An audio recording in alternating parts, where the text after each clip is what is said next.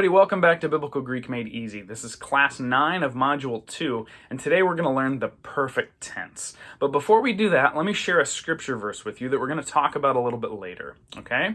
John chapter 19 verse 30 says, "When Jesus had received the sour wine, he said, 'It is finished.'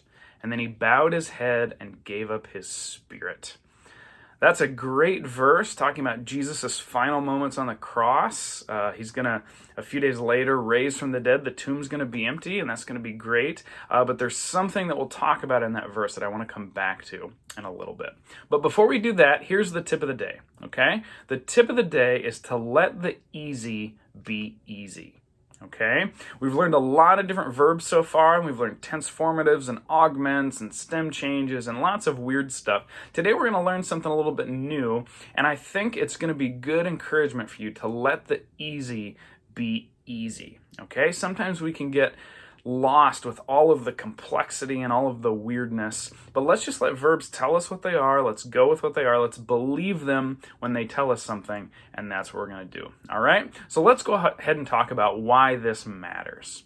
So perfect verbs are the final tense in the indicative that we need to know. Okay, we've learned 4 tenses already. This is the 5th, and we'll do a little recap of those here in just a second. But perfect is the final tense that we need to know in the indicative. Perfect verbs can be very exegetically rewarding, and I'm going to show you that here in just a little bit. So when we're translating these in the New Testament, if a perfect is used, we want to note that and notice it because it's used for a reason. The author is choosing that verb, that tense, very intentionally, and so we always want to consider that, okay? Now, let's review a little bit on verbs. Remember that so far we've learned 4 verb tenses, okay? We've learned present, we've learned future, we've learned imperfect, and we've learned aorist, okay? And so the 5th and final tense that we're going to spend time on is the perfect. Now I put an asterisk here because we're still going to learn the subjunctive mood, and we're still going to learn participles and infinitives. We're going to learn some other things that don't exactly fall within the tense category, okay? So we're not done learning things. And when we learn subjunctive, there's going to be some tenses of subjunctive, but they're not nearly as vast and as confusing as what we've learned so far, okay? We've done the heavy lifting of verbs, and that's really good news, okay? Now also notice that this is the 3rd kind of past tense, okay? We've learned a couple other versions of the past tense. We learned imperfect first, past continual action. We learned aorist next, which is the most used tense in the New Testament. But now we're learning perfect. It's the 3rd kind of past tense. So notice that Greek can be very particular about how it talks about things in the past, all right? And so English doesn't have a tense exactly like the perfect. At least it doesn't change words in quite the same way. Instead, it's going to use helping words to create the perfect tense. And that's actually something we've seen before, right? For the past continual action, we say he was running. We can't just change run or running into a certain way that communicates that. We need the help of that word was, okay? And so we're going to see that with perfect as well. So let's review our past tenses so far. The first one there, I wrote, that's the undefined. And which tense would that be? Right, that would be the aorist tense, the past undefined action. That's the aspect, okay? The second option there, I was writing, the continuous aspect would be imperfect, exactly. Past continual action. And then third, here's where we have the perfect. I have written. I have written. That is the perfect. Now, what's different about that? Here's what Mount says about the perfect. He says, perfect describes an action that was brought to completion and whose effects are felt in the present. Okay? Something that happened in the past, was completed in the past, but the effects are felt in the present, the time of the speaker. Okay? And so we want to be aware of that. That's how perfect is being used. So let me give you an example. If we said Jesus rose from the dead, that's an example of an aorist, right? A past undefined action. We're saying that Jesus rose, it's in the past tense, but that's all we know about it. We don't know anything more than just grammatically than just that Jesus rose. Okay? Now let's look at that second option. Jesus has risen from the dead. That's how we would translate the perfect, okay? So notice the difference. Jesus has risen. It's past tense, but it's phrased in such a way that the resurrection still has an effect on the speaker, on us today. Jesus has risen. Jesus didn't just raise, Jesus has risen. Do you see the difference? I realize the difference a little bit subtle, okay? But that's what's going on with the perfect. It's something that was completed in the past tense, and the effects are felt in the present, all right? So here's an example. Here's a Greek example. Feel free to pause this if you want to and read it and practice translating it on your own. I'll go ahead and read it for you as well.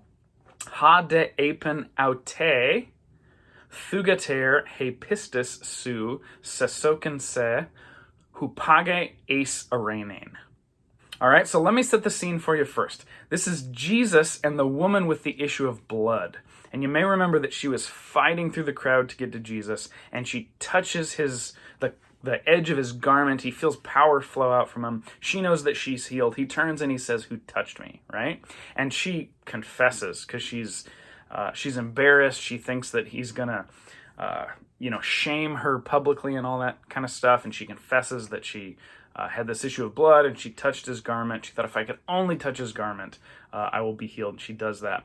And it says, Ha de epen haute, and he said to her, Thugater, daughter, he pistis su, your faith, sesoken, there's our perfect right there, has healed you. Your faith has healed you. Talking about her faith in the past tense, presumably just a couple minutes before when she was fighting to get through the crowd to get to him. That is the outward expression of her faith moving towards Jesus in that sense. And then he ends with, hupage eis arenein, go in peace. Your faith has saved you. Past tense with present current effects, right? That faith is still paying off for her because she's still healed, right? That's the idea of what's going on. And so when I said earlier that there's real exegetical Easter eggs present, that's what I'm talking about, is we see those elements of kind of the faith that continues into the present. We're going to see that a fair amount.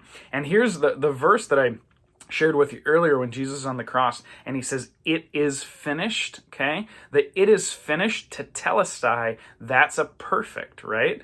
So some have translated that as like, it has been completed, or it has been finished, something like that. It's a perfect, it's looking back at everything Jesus did all the way up into the present and suggesting that those things Jesus did have an effect even now at the time of the speaker, okay?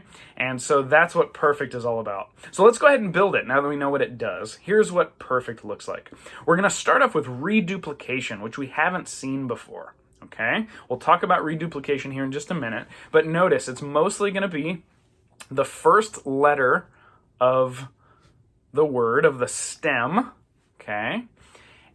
Reduplicated, or, put up there again, it's going to be duplicated with an epsilon in between. So in the case of luo, you see here, we're going to have another lambda with an epsilon, and that's going to be the reduplication, okay? Then we're going to have the perfect active tense stem, and notice I put the present on there because, again, it's the tense stem that it's that lexical form. And then we're going to have a tense formative in there, and the tense formative here is kappa alpha. Now, we have not seen that before. That has not been a tense formative that we've encountered, okay? So again, that's good news because that's going to stand out, looking like perfect. And then we have our ending, men in this case. So we get leleukamen.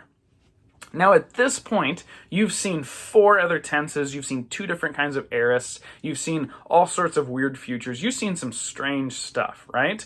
But you've never seen anything that looks like this.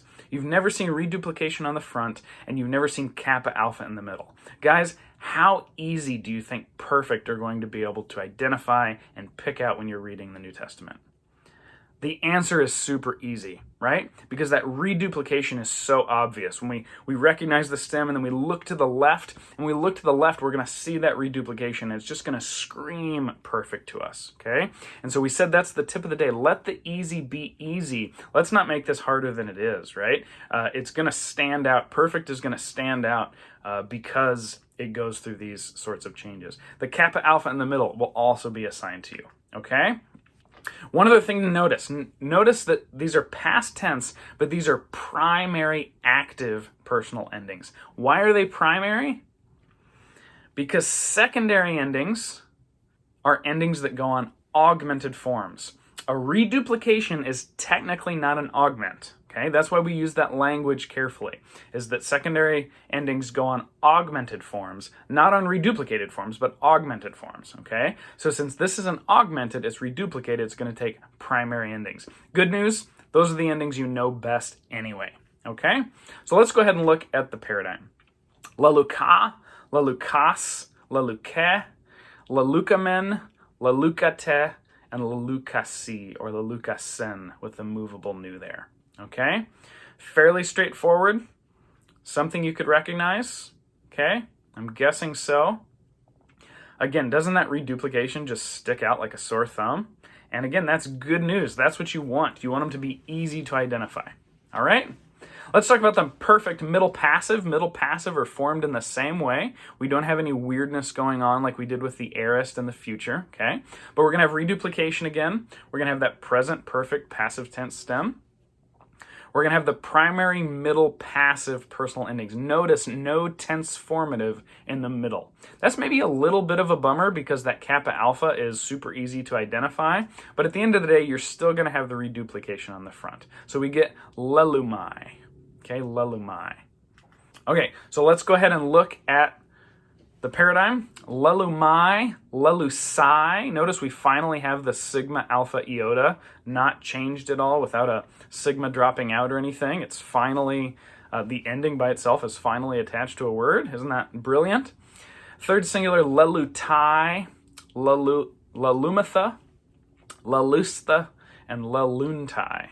Okay? Once again, we're going to go through our steps. We're going to try to identify the lexical form. We're going to look to the left. We're going to look to the middle. We're going to look to the right. In this case, that reduplication is going to be very telling, okay?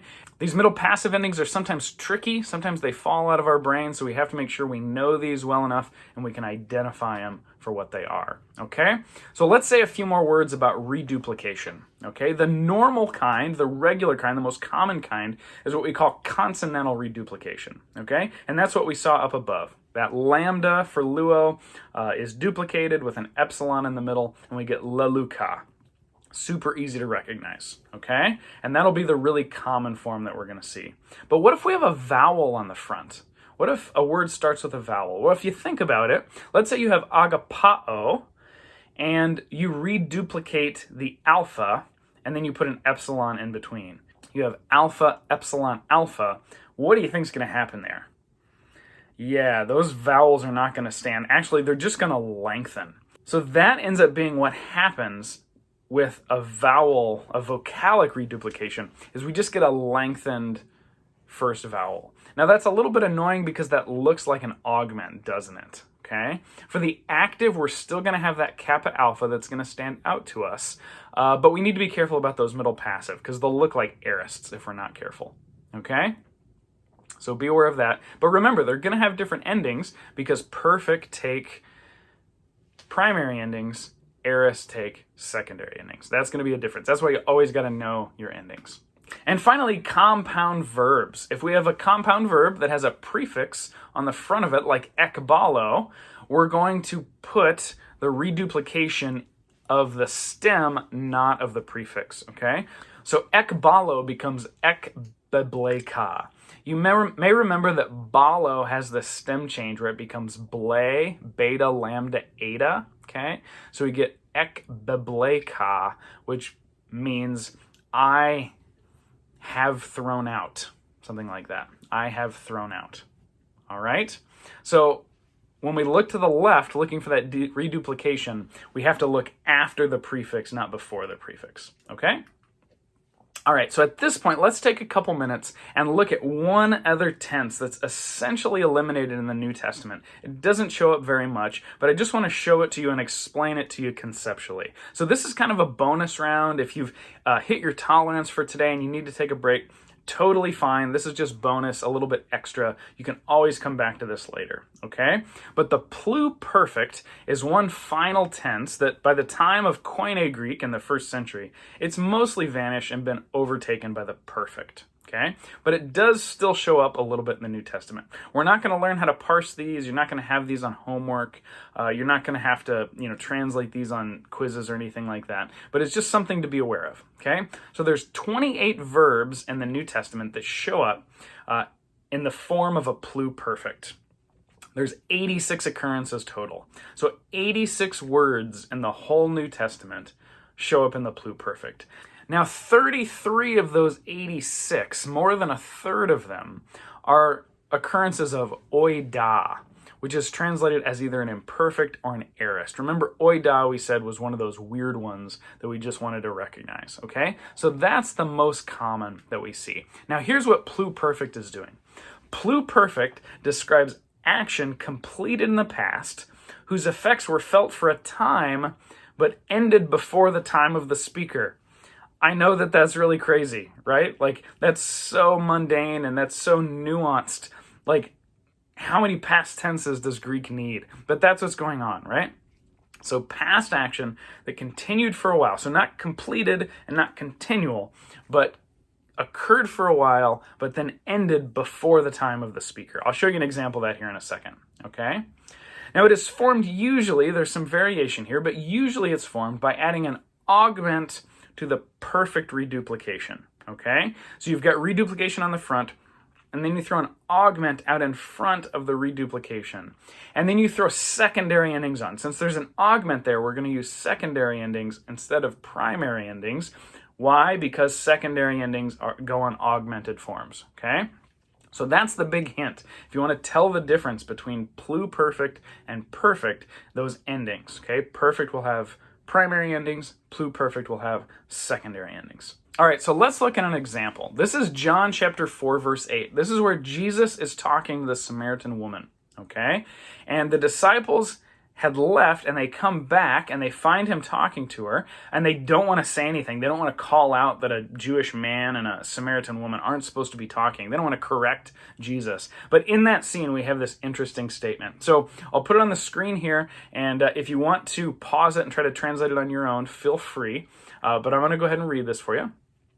Hoi gar mathetai autu, apeleluthesan, ace tain pollen, hinatraphos agarasosin. Okay? So, for his disciples, that's our subject, for his disciples. And then we've got the underlined word there. The underlined word is our pluperfect, okay? So that means had gone forth or had gone out, something like that. Aistain pollen into the city, hina, in order, agarasosin, that they may buy food. Traphos is food. So for his disciples had gone into the city in order to buy food. What's going on is it's describing when Jesus has this encounter with the Samaritan woman, what are the disciples doing? Well, they had gone into the city to buy food, but they're not still there, right? They came back. There was a duration of time where they were in the city trying to buy food, but they're not there anymore. Now they're back. And so that's the use of the pluperfect. Okay, duration of time that's come to an end. You may think to yourself, like, why do we need that? Well, the Greek speakers kind of agreed to because it started to get phased out by the 1st century. And like I said, only 80-something occurrences, only 86 occurrences in the entire New Testament. So it is, for the most part, getting replaced by the perfect tense as Greek becomes more of an international language. It's hard to teach non-native speakers the pluperfect, which is why we only mention it. We don't spend a lot of time on it. We don't really learn it. I just want you to be aware of it in case you encounter it in a textbook or in a commentary or something and they talk about a pluperfect. I want you to have some context for what that is, okay? So let's go ahead and review. We learned perfect verbs today and how to translate them, okay? Which can be a little bit of a challenge because we don't really have that in English, at least not so perfectly. We form it with helping words, but we don't think about perfect verbs in our English. We also became acquainted with reduplication. That's a new thing that we've seen on the front ends of words, and we got to be careful. We got to look for that. And most of the time, it's going to be super obvious, okay? But a few times it won't be, and so that's why we got to be careful. And then finally, we looked at the pluperfect tense, which is a really interesting kind of side journey into old classical Greek that's being phased out by the 1st century. But that is our lesson for today, guys. Thank you for joining me. Have a great day and happy studying. We'll see you next time.